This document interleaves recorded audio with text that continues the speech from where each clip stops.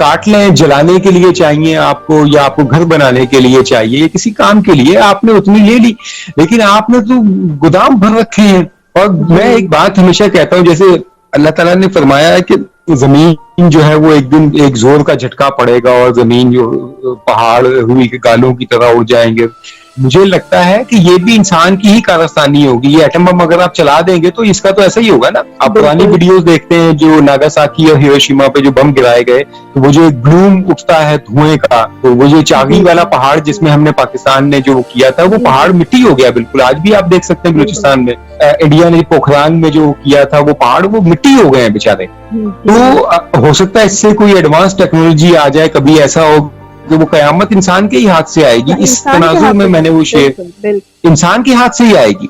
इंसान खुद अपने लिए जो है ये खराबी पैदा करेगा। हो सकता है वो बहुत 100 साल बाद, 200 साल बाद, 100 साल बाद कभी ऐसी टेक्नोलॉजी बन जाए। और अभी भी जब हम आलमी मंजरनामा देखते हैं तो कहते हैं कि जी तीसरी आलमी जंग की राह हमवार हो रही है। और ये आज देखें आप, 7-8 ममालिक ऐसे हैं जिनके पास एटम बम है और वो सबकी आपस में दुश्मनी है। अगर वो सारे एक दूसरे को बम चला देते हैं तो जमीन का क्या हाल होगा। छोटा सा सैयारा है ये, कोई बहुत बड़ी जगह नहीं है ये। जमीन तो बिल्कुल 42,700 किलोमीटर तो इसका रकबा है टोटल। बेचारी क्या है, जमीन कुछ भी नहीं है, छोटा सा सैयारा है।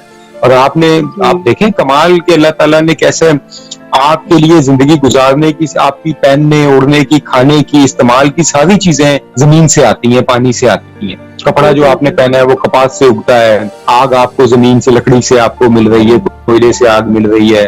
आपकी सजावट की चीजें, धातें आती हैं, चांदी सोना, आप उस पर फख्र करते हैं। अंगूठियां चूड़ियां पहन रहे हैं आप, लॉकेट पहन रहे हैं गले में, प्लेटिनियम आ रहा है, व्हाइट गोल्ड भी जमीन से निकल रहा है। अल्लाह ताला ने हर चीज का बंदोबस्त जो है वो जमीन के अंदर, और मर के इंसान मिट्टी में ही चला जाता है। और वो अच्छा, आजकल अमेरिका में एक कानून उन्होंने पास किया है कि किसी भी मुर्दा शख्स को वो इदारे हैं, कंपनियां हैं, कि वो उसे खाद में तब्दील कर देते हैं, उसकी बॉडी को, उसके ह्यूमन ऑर्गन्स और ये वो सारे। अच्छा।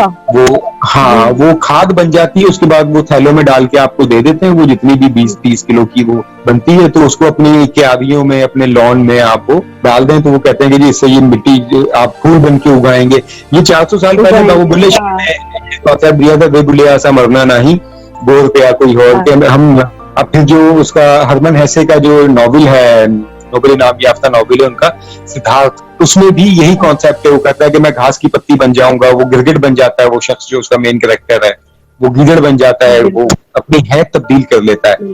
तो मादा जो है, मैटर, ये अपनी हैत तब्दील करता है। मादा कभी फना नहीं होता, मादा से रंग बदलता है। लकड़ी कोयला बन जाती है, कोयला जमीन में पत्थर बन जाता है, पत्थर कोई और शक्ल इख्तियार कर लेता है।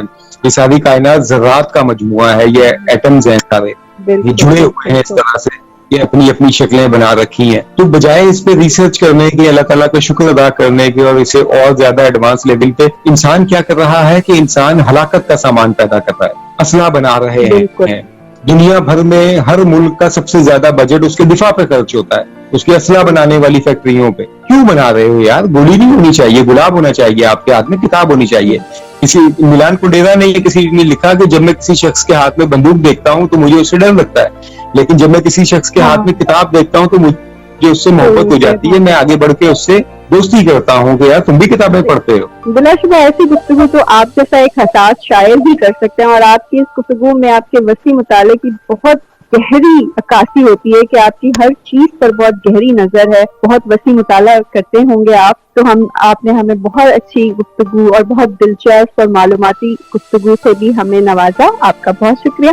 और मैं एक बात और भी मैंने नोट की कि आपने इस हमारी जो इंसानी वस्त है उसमें एक आदत है, बदतरीन आदत जबकि मैं कहूंगी, झूठ को कहा है आपने। तो आज से पहले मेरा नहीं ख्याल, वैसे मेरी कोई बहुत ज्यादा, मैं इस बात पे कोई दावा नहीं करूंगी कि मेरी बहुत वसी मुताला है आपकी तरह, लेकिन फिर भी इस झूठ को इतनी एक्सप्लिसिटली शायद ही किसी शायर ने तनकीदी नजर से देखा होगा जिस तरह आपने बहुत ही एक्सप्लिसिटली, बहुत वाज़ेह अंदाज में ये बयान किया है कि हमारी ये खसलत जो है झूठ, इसको तनकीद करना।